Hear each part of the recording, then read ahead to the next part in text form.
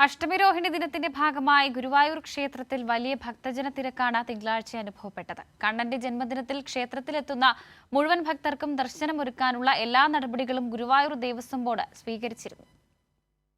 തിങ്കളാഴ്ച പുലർച്ചെ 3 മണിക്ക് നിർമാല്യ ദർശനത്തോടെയാണ് ഗുരുവായൂർ ക്ഷേത്രത്തിലെ അഷ്ടമിരോഹിണി ചടങ്ങുകൾ ആരംഭിച്ചത്.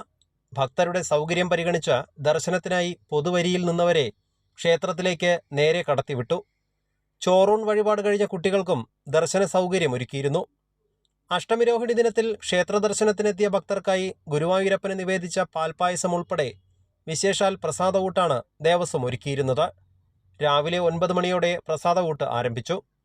അന്നലക്ഷ്മി ഹാളിലും ഹാളിനോട് ചേർന്നുള്ള താൽക്കാലിക പന്തലിലും ഗുരുവായൂരപ്പൻ ഓഡിറ്റോറിയത്തിലുമായാണ് പ്രസാദകൂട്ട് നടന്നത്.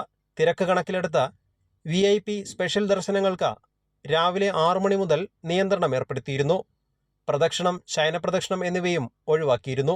പതിനായിരങ്ങളാണ് അഷ്ടമിരോഹിണി ദിനത്തിൽ കണ്ണനെ കാണാനായി ഗുരുവായൂരിലേക്ക് ഒഴുകിയെത്തിയത്. കൈരളി ന്യൂസ്, തൃശൂർ.